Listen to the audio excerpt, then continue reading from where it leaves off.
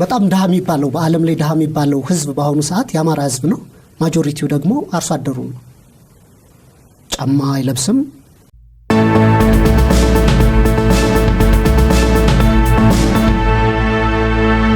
እንኳን ደህና መጡ። አመሰግናለሁ ቤቲ። የአማራ ብሔራዊ ንቅናቄ ድርጅት ፓርቲው ለምን ተመሰረተ? እንዴት ተመሰረተ? እንደሚታወቀው ባለፉት 50 ዓመታት በአጠቃላይ በተለይ ደግሞ ባለፉት 27 ዓመታት የአማራ ህዝብ ኢትዮጵያ ውስጥ ለተለያዩ ችግሮች ተጋልጦ ነበር። የዚህ ችግር መሰረታዊ ምንጩ አማራ ኢትዮጵያን ለመፍጠር ያደረገውን አስተዋጽኦ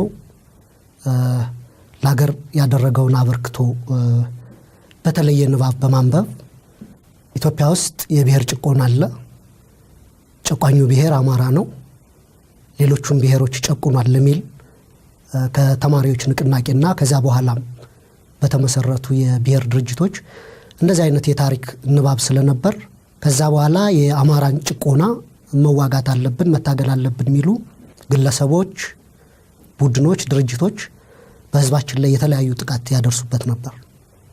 1983 ላይ ህወሓት ወደ ስልጣን ሲመጣ አንዱ ጠላት ብሎት የነበረውን የአማራን ህዝብ ኢንስቲትዩሽናላይዝድ በሆነ መንገድ ማጥቃት፣ ህዝባችን ማሰር፣ ማፈናቀል፣ ማሰደድ ቀጥሎ ነበር ማለት ነው። ስለዚህ የአማራ ህዝብ በተለያዩ የሀገሪቱ ክፍሎች ተበታትኖ የሚኖር ህዝብ ስለሆነ የህዝባችን ለተለያዩ ጥቃት ተዳርጎ ቆይቷል። ስለዚህ የአማራ ብሔራዊ ንቅናቄን ስንመሰርት አንደኛ ለዚህ ለተጎዳው ህዝባችን ጀኒዩን የሆነ ለመብቱ ለጥቅሙ ለፍላጎቱ የሚታገል ፓርቲ ስለሌለ እና የኢትዮጵያ የፖለቲካ አደረጃጀትም በብሔር ዘውግ ያተኮረ ስለመጣ ህዝባችን ያለ ተወካይ ያለ በቂ እና ትክክለኛ ድምጽ እንዳይቀር ያንን ክፍተት ለመሙላት አስበን ነው ከ3 ወር በፊት የመሰረት ነው ፓርቲያችን። በርግጥ ፓርቲው ባጭር ጊዜ ነው፣ ግን አሁንም እየነገሩኝ እንዳሉት የአማራ ህዝብ የህልውና ችግር ተጋርጦበት ነበር። ያ ክሊር የሆነ የህልውና ፈተና አለብን። ባለፉት ዓመታትም ምናልባት ወደፊትም ይቀጥላል የሚል ስጋት አለ። ምክንያቱም አማራ በቤንሻንጉል፣ በኦሮሚያ፣ በደቡብ በሺዎቹ ተፈናቅሏል፣ ተገሏል። ሀብት ንብረት አፍርቶ ተረጋግቶ የመኖር ሁኔታዎች የሉም። ስለዚህ መቀልበስ መቻል አለበት። ይህ ሁኔታ መለወጥ መቻል አለበት። ለዛ ደግሞ ትግል ይፈልጋል። ስለዚህ የአማራ ብሔራዊ ንቅናቄ የአማራ ህዝብ የገጠመውን የህልውና ፈተና በመቀልበስ አማራ ከሌሎች ወንድሞቹ ጋር እኩል በአንደኛ ደረጃ ዜግነት የሚኖርበትን ሁኔታ ለመፍጠር የተመሰረተ ድርጅት ነው። አሁን ማቋርጣለው ዶክተር፣ አማራ የህልውና ችግር ተጋርጦበታል ለማለት እንዴት ያስደፍረናል? ይሄንን ማብራራት አለበት። ምክንያቱም የአማራ ህዝብ በጣም ሰፊ ህዝብ ነው። በቁጥር ሁለተኛውን ቁጥር የሚይዝ ነው በኢትዮጵያ ውስጥ፣ በጣም ሰፊ ነው እና የዚህ የህልውና ችግር ማለት የመጥፋት ችግር እንዴት ሊጋረጥበት ይችላል? ይሄ ሰፊ ህዝብ አይደለም ወይ? በጣም አናሳ ብሔር እና በቁጥር እየተመናመነ የመጣ ቢሆን ይሄ ስጋት ይገባኛል። ነገር ግን አንዳንድ ሰዎችም ይሄን ምክንያት የማይረዱትና የማይቀበሉት ከአማራ ስፋት እና የቁጥር መብዛት የተነሳ እንዴት እንደዚህ አይነት የህልውና ተግዳሮት አለበት ብለው ያምናሉ? አንድ ህዝብ በቁጥር ብዙ መሆኑ ለህልውናው ዋስትና ይሆነው አንደኛ እንዴት ተጠፋሉ ብሎ ያስባል? ባለፉት ተከታታይ 3 የኢትዮጵያ ህዝብ ቆጠራዎች እንኳን ዴሞግራፊውን ስናየው የአማራ ህዝብ በከፍተኛ ሁኔታ ቁጥሩ እየቀነሰ ነው የመጣው። ይሄ ትልቅ ስጋት ነው። ህልውና ስጋት አለ ሲባል በአገርሽ ውስጥ ተረጋግተሽ መኖር መቻል አለብሽ። ሰርተሽ ሀብት አፍርተሽ መኖር መቻል አለብሽ። ያንን አንድ ሰው ሰርቶ ካልኖረ የጥቃት ፈተና ነው፣ የህልውና ፈተና ነው። ለምሳሌ በ1980ዎቹ ኦሮሚያ ውስጥ ይኖሩ የነበሩ አማሮች ሰፊ እልቂት ተፈጽሞባቸዋል። በበደኖ፣ በአርባጉጉ፣ በሐረር፣ በአሰቦት ገዳም ማሲቭ የሆነ ጄኖሳይድ ሲፈጸም ነበር። የዘር ማጥራት፣ የዘር ማጥፋት ወይም ደግሞ በሰብአዊነት ላይ የሚፈጸም ወንጀል የተለያየ ቃል ሊሰጡት ይችላሉ። እኛ የዘር ማጥፋት ተፈጽሟል ብለን ነው የምናስበው። አሁንም ድረስ ከትላንት ወዲያ ቤንሻንጉል ጉሙዝ የሚባለው የድሮ ጎጃም መተከል ውስጥ አማሮች እየታረዱ እየተጣሉ ነበር። ስለዚህ እነዚህ አማራ ላይ ያነጣጠሩ የዘር ጥቃቶች ለህልውናችን ትልቅ ስጋት ይፈጥራል። ዶክተር ባኮት ያብራሩ። ጥቃቶቹን እረዳለሁ፣ በአማራ ላይ ተሰንዝረዋል የተባሉ ጥቃቶችን እረዳለሁ። ነገር ግን የህልውና ፈተና የሚለውን አሁንም ይሄ ሰፊ ህዝብ እንዴት ነው ልጠፋ ነው ብሎ በዚህ ልክ የሰጋችሁለት? ለዚህ ህዝቡ እንኳን የሰጋ አይመስለኝም። ነገር ግን ፓርቲው በዚህ ልክ ዓላማዬ ይሄ ነው፣ የህልውና ችግር አለበት የአማራ ህዝብ ብሎ ለምንድን ነው የሰጋው? ታላቅ ህዝብ አይደለም ወይ የአማራ ህዝብ? ታላቅ ህዝብ ነው። ግን ደግሞ ብዙ ፖለቲካ ቡድኖች አማራ ጠላታችን ነው መጥፋት አለበት ብለው ፕሮግራም ቀርጸው እየሰሩ ነበር። በወልቃይት በሰሜኑ የሀገራችን ክፍል በሰሜን የአማራ ግዛት ብንወስድ ወልቃይት ጠገዴ ላይ አማሮችን ታዋቂ የነበሩ የወልቃይት ሰዎችን የመግደል እነሱን የማጥፋት ሚስቶቻቸውን አግብቶ የሌላ ብሔር ሰዎች እንዲወልዱባቸው የማድረግ ቤዚካሊ ዲዛይን የተደረገ ሶሻል ኢንጂነሪንግ ይሰራ እንደነበር ግልጽ ነው። ሲስተሚክ የሆኑ ማሳያዎች አሉ። የህልውና ችግር ሲባል እኮ ሰፊ ነው። ኢኮኖሚካሊ እንዳታድጊ በመልማት እና በመበልጸግ ጸጋሽ ልክ እንዳታድጊ ማድረግ ሰው ሰርቶ ካልኖረ በህይወት የመኖር መብቱ እንደተገፈፈ ነው የሚቆጠረው። ስለዚህ አማራ ሲስተማቲካሊ እንዲደኸይ፣ ህፃናት እንዲቀነጭሩ፣ ሴቶች በወሊድ መቆጣጠሪያ ሰበብ የወሊድ ምጣኔው እንዲቀንስ ማድረግ፣ ሌሎችም ጥቃቶች አጠቃላይ ከዚህ በላይ የህልውና ስጋት ማለት ምን ሊሆን ይችላል? በመላው አገር ላይ የህፃናት አሁንስ ቢሆን መቼ ደላቸው እናቶችስ ቢሆን በግድ አይደለም ወይ? በሌላው አገር ላይስ የወሊድ መቆጣጠሪያ ቴሌቪዥኑን የሞላው ሚዲያውን የሞላው በየጊዜው የሚወተወተው ለአማራ ህዝብ ብቻ ነው ብለው ያስባሉ ዶክተር? ምክንያቱም በሬዲዮኔን በከፈትኩ ቁጥር ስለ ወሊድ መቆጣጠሪያ ሰማለው፣ ቴሌቪዥኔን ሳበራ ስለ ወሊድ መቆጣጠሪያዎች እወተወታለሁ። ስለዚህ ይሄ እንዴት ብቻውን አማራ ህዝብ ላይ ያነጣጠረ ጥቃት ነው ብለው ያስባሉ?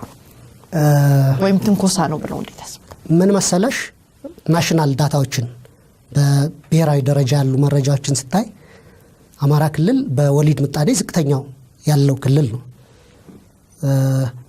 እነዚህን አገልግሎቶች በመጠቀምም ከፍተኛ ነው። የህፃናት መቀንጨር 46% ከብዙ ክልሎች በታች ነው። ይህ የሆነው ደግሞ አማራ ክልል 2/3 የሰብል ምርትና 1/4 የአገሪቱን ቀንድ ከብት በያዘበት ሁኔታ ነው። ስለዚህ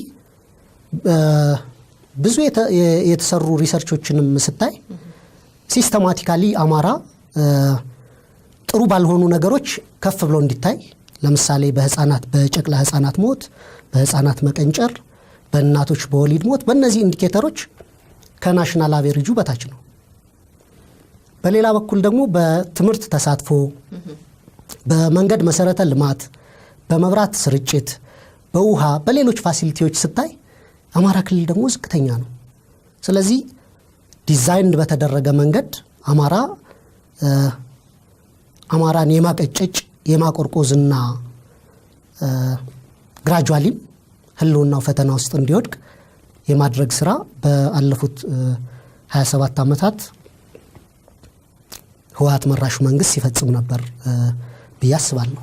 እርስዎ የሚያራምዱት ንቅናቄ እሾህን በሾህ አይሆንቦትም ወይ? አንደኛ ኢትዮጵያ ውስጥ ባለፉት 27 ዓመታት ፌዴራሊዝም ስርዓት ሲተከል ህገ መንግስቱም ሲቀረጽ መሰረታዊ የመደራጀት አውታር ሆኖ የሚያገለግለው ብሔርን መሰረት ያደረገ ነው። ክልሎች ሲዋቀሩ ብሔርን መሰረት አድርጎ ነው። ኢትዮጵያ ውስጥ ባለፉት ዓመታት የተፈጠሩ ብዙ የፖለቲካ ድርጅቶችን ብሔራቸውን መሰረት አድርጎ ነው። ልዩነታችን ምንድነው? ብዙዎቹ እነዚህ የብሔር ድርጅቶች አማራ ጠላታችን ነው፣ ስለዚህ አማራን መታገል አለብን ብለው ኤክስፕሊሲትሊ ጠላት ለይተው የተመሰረቱ ናቸው። እኛ ደግሞ ጠላት ለይተን ሳይሆን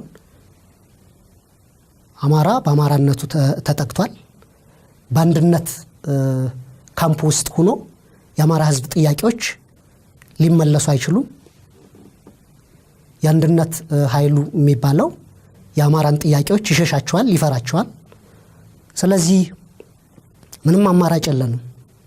በብሔራችን ተደራጅተን ከሌሎች ዲሞክራቲክ የሆኑ የኢትዮጵያ የፖለቲካ ኃይሎች ጋር ስርዓት ወዳለው ድርድር መግባትና የአማራን ህዝብ ፍላጎቶች፣ ጥቅሞች ማስከበር፣ ህልውናችን ማስጠበቅና ለኢትዮጵያዊነት ፕሮጀክትም አማራ ሲያበረክተው እንደነበረው ሁሉ ድርሻውን ማሳደግ ያስፈልገናል ማለት ነው። እንግዲህ የሚነሳው ቅሬታዎች በብሔርተኝነት ጉዳይ ላይ ብዙ ሰዎች የሚያነሱት ውስጡ በቀል አለው። ደግሞም ያኛውን ስርዓት ተቃውሞ እንደገና እሱን የሚመስል ታሪክ መድገምስ አይሆንም ወይ? ለአንድ ብሔር በጣም በመቆርቆር ያኛውን ስትቃወሙት ወይ ደግሞ ሲጠላ የነበረውን ስርዓት መልሶ መድገም አይሆንም ወይ? እንደገናስ ደግሞ በቀላስ የለውም ወይ ውስጡ? በቀል አለው ብለው የሚያስቡ አይ ቲንክ በአማራ ህዝብ ላይ ባለፉት ዓመታት በደል ያደረሱ የፖለቲካ ቡድኖች ይመስሉኛል። ህዝባችን እንደ ህዝብ በጣም ሰፊ ህዝብ፣ ሌሎችን አቃፊ ህዝብ፣ ሌሎችን ገፊ ያልሆነ ህዝብ ነው። የኛ የፖለቲካ ፍልስፍና የፖለቲካ ተክለሰውነትም ከህዝባችን የሚቀዳ ነው የሚሆነው ማለት ነው። ስለዚህ በቀል በእኛ አእምሮ ውስጥ የለም። ግን ደግሞ ባለፉት 50 ዓመታት ባለፉት 27 ዓመታት አማራ የደረሰበት አንገት መድፋት ለወደፊት መደገም የለበትም። ሌላው አማራ የመጨረሻ ገቢ ነው። ወደ ብሔር ድርጅቶች ውስጥ ማን ነበረ? ማህድ ፕሮፌሰር አስራት መሰረቱት። ህወሓት በጥቂት ዓመታት ውስጥ አባላቶቹን በማሰር በመግደል በማሰደድ ፕሮፌሰር አስራት እንዲጠፉ ድርጅቱ እንዲበተን ነው ያደረገው። ከዛ በኋላ የአማራ ህዝብ ጄኒዩን የሆነ የሚወክለው ድምፁ የሚያሰማለት እንኳን ድርጅት ስላልነበረው ያ የግድ ያስፈልገዋል። ልንበቀል ግን አልተደራጀንም።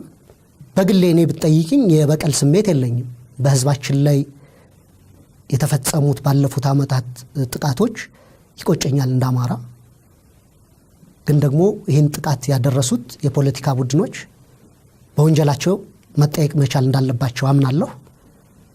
በማንም ህዝብ ላይ ግን የፖለቲካ ቡድኖችም ሆኑ አማራ ግለሰቦች ጥቃት እንዲያደርጉ አልፈቅድም። ያንን የምታገላለሁ ማለት ነው። ድርጅታችንም ማንም ህዝብ ላይ ጥቃት እንዲደርስ በቀል እንዲፈጸም በፍጹም አንፈልግም። የአማራው ገበሬ ኦሮሚያ ውስጥ ካለ ከአርሲ ገበሬ በተሻለ ተጨቁኗል? አዎ፣ በተለየ ተጨቁኗል። በምን? ምክንያቱም የቅርብ ጊዜ ምሳሌዎችን እንውሰድ። ኦሮሚያ ስላነሳሽ፣ ኦሮሚያ ምስራቅ ወለጋ ውስጥ የሚኖሩ ብዙ የአማራ አርሶ አደሮች አሁን ከ2 ሄክታር በላይ ያለ ይዞታችሁ የእናንተ አይደለም እየተባሉ መሬታቸው እየተቀማ እንደሆነ የቅርብ ጊዜ ሚዲያ ላይ ሰምተናል። እኛም ድርጅት ቢሮ መጣው ሪፖርት አቅርበዋል። ብዙ አካባቢዎችም ቤንሻንጉል ጉሙዝ ኦሮሚያ ላይ አገራችሁ አይደለም እየተባለ እየተፈናቀሉ ያለበት ሁኔታ ነው ያለው። ባለፉት 6 ወራት ብቻ ከ3000 በላይ አርሶ አደሮች ተፈናቅለዋል። ግማሾቹ ባህር ዳር 2 ካምፖች ላይ ይገኛሉ። ከ6 ወር በፊትማ ከ6 ወር በፊትማ ካነሳ ነው ከጫፍጫፍ ኢትዮጵያ ገና እየተናጠች ያለችበትና በአንጻሩ ያልተረጋጋችበት ጊዜ ገና ምጥ ውስጥ ጭንቅ ውስጥ ያለችበት ጊዜ ነው።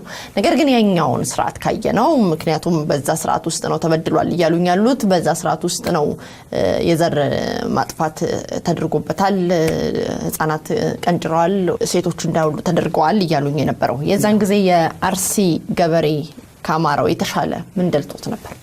ባይዞ አጠቃላይ ኢንዲኬተሮችን ካየሽ ከውጭ የምናያቸውን ኢንዲኬተሮች ማየት ትችላለሽ። የአማራ ህዝብ እንዲደኸይ ተደርጓል ባለፉት ዓመታት። ብዙ አካባቢዎች አሁን አርሶ አደር ጫማ ይለብሳል። ኦሮሚያስ ላይ እንደዚሁ የመሬት ጥያቄዎች አይደሉም ወይ ያሉት? እሺ በጣም ድሃ የሚባለው በዓለም ላይ ድሃ የሚባለው ህዝብ በአሁኑ ሰዓት የአማራ ህዝብ ነው። ማጆሪቲው ደግሞ አርሶ አደሩ ነው። ጫማ አይለብስም። ቅድም እንዳልኩሽ የኑሮ ሁኔታው በጣም በዝቅተኛ የድህነት ደረጃ የሚኖር ነው። ባይዘው ይህን ነገር ሚዲያዎች በደንብ ቢሰሩበት ደስ ይለኛል። አንዳንዴ ከሌላ አካባቢ የመጡ ሰዎች አማራ ገጠር ውስጥ ሲገቡ በጣም ሾክ ያደርጋሉ። የድህነት ሌቭሉ አብሶሉት የምትዩ የድህነት ደረጃ ነው። ስለዚህ ዲስአድቫንቴጅ የሆነ አርሶ አደር ነው ማለት እንችላለን። ዝርዝር ጥናት መስራት ያስፈልጋል። በርግጥ ይሄን ቬሪፋይ ማድረግ አቋርጦት ነው። ይቅርታ ወደ ኦሮሚያ ሄደው ያውቃሉ? ገበሬዎችን አይተው ያውቃሉ? በጣም የደላቸው ገበሬዎች፣ በጣም ደስተኛ ገበሬዎች በምርታቸው እንደ ልባቸው ሸጠው በጣም ጫማ የገዙ ልጆቻቸውን ያለፈላቸው ገበሬዎች አይተው ያውቃሉ? አንጻራዊ እንውሰደው ከተባለ ነው አጠቃላይ የኢትዮጵያ አርሶ አደር ድሃ ነው። በዝቅተኛ የኢኮኖሚ ሌቭል ላይ የሚገኝ ነው። እኔ ምልሽ ይሄ ፐርሰናል ጀጅመንቴ ነው። ስታዩ የኦሮሚያ አርሶ አደር ይሻላል ብዬ አስባለሁ። ይህንን የአማራ ብሔራዊ ንቅናቄ መሪ ስለሆንኩና ፖለቲካሊ ጌል ለማድረግ አይደለም የምናገረው፣ ጀኒዩንሊ ስለማምንበት። ቢያንስ ኦሮሚያ ብዙ አርሶ አደር ሚሻል አይነት እንትና ያለው በምን ይዘርዝሩ? በምን የተሻለ ከአማራ ገበሬ በጣም የተሻለ ነው? በዚህ ጫማ አለው። ኦሮሚያና ደቡብ ብዙ አርሶ አደሮች የኤክስፖርት ምርት ነው የሚያመርቱት። ኢንቨስተሮች ናቸው። መሬታቸውን እኮ ስቲል እኮ ገበሬዎቹ በኪራይ ተወስዶባቸው እስከዛሬም እኮ ከኦሮሚያ የሚነሱ ጥያቄዎች የመሬት ጥያቄዎች አይደል? መሬቶቻችንን ተነጥቀናል ምናልባት ጥያቄዎች። ቤቲ ሚስኮንስትሩድ እንዳታረጊ። የአማራ አርሶ አደር ጤፍ ነው የሚያመርተው፣ በቆሎ ነው የሚያመርተው። በቆሎ ዛሬ 600-700 ብር ነው በኩንታል የሚሸጥ አይደል? አገሪቱን ይቀልባል። ኤክስፖርት የሚያመርቱ አካባቢዎችን የሚቀልብ አርሶ አደር ነው ያለን በዝቅተኛ ዋጋ። አንጻራዊ የሌሎች ሀገሮች የሌሎች ክልሎችና አካባቢዎች አርሶ አደሮች ግን የተሻለ ገቢ ያገኛሉ፣ ኤክስፖርት ያደርጋሉ ተደራጅተው። በብዙ ነገር እንትን ማለት እንችላለን። አማራ ክልል አይሱዙ ያለው አርሶ አደር ላታገኝ ትችላለሽ። ደቡብ ኦሮሚያ ላይ ብዙ አርሶ አደሮች መኪና ያላቸው አርሶ አደሮች አሉ። አንጻራዊ ነው። ይሄም እናወዳድረው ከተባለ ነው። እና በጣም ድሃ አርሶ አደር ነው ያለው ህዝባችን። አሁንም ይሄ ነገር በጣም ይቅርታ ያርጉልኝ ዶክተር፣ በጣም ነገሩን አጠበበው ብዬ ነው። በ27 ዓመት የአገዛዝ ውስጥ ሁሉም ብሔር ህመም አለበት፣ ሁሉም ብሔር ስቃይ አለበት። በተለይ እንዳሉኝ እረዳለሁ አማራ ክልል ያለውን የትምህርት ቤት እጥረቶች፣ በኦሮሚያም እንደዛው ለብዙ ኪሎ ሜትር እየሄዱ የሚማሩበት ሁኔታ አለ። አንድ ብሔር ብቻ ደልቶት ኖሯል የሚለው ነው እንግዲህ ከጫፍ የህዝቡን እንቅስቃሴ አንድ ላይ ያጋመውና ያስነሳው የሚመስለኝና ይሄ ንጽጽር መልካም ይመስሎታል? ብዙም ርቀት ያስኬደናል ብለው ያስባሉ? አሁን ያኛው የጠላ ነው አይደገሙም ወይ? ብሔርተኛ ድርጅቶች አሉ። የኦሮሞ ብሔርተኛ ድርጅቶች የሚታገሉት የኦሮሞ አርሶ አደር ባመረተው ልክ ተጠቃሚ አይደለም ብለው ነው አይደለም? በዚህ ፋክት እንስማማለን ይመስለኛል። አርሶ አደሩ ከመሬቱ ይፈናቀላል፣ ይዘረፋል፣ ያመረተው ልክ ተጠቃሚ አይደለም ነው። ይህ ፋክት ወደ አማራ ከወሰድነው ቢብስ እንጂ ከዚህ የተሻለ ሁኔታ የለም የሚለው ያስማማናል። በእርግጥ እንደዚህ አይነት ኮምፓሪዝኖች ሰብጀክቲቭ ናቸው፣ ጥናት ይፈልጋሉ። ግን ስቲል በብዙ ነገሮች የታተሙ ሪፖርቶችንም ስናይ የአማራ ክልል ዝቅ ያለ ይመስለኛል። የኑሮ ሁኔታቸው ያርሶ አደሩ በጣም ዝቅተኛ ነው ብዬ አስባለሁ።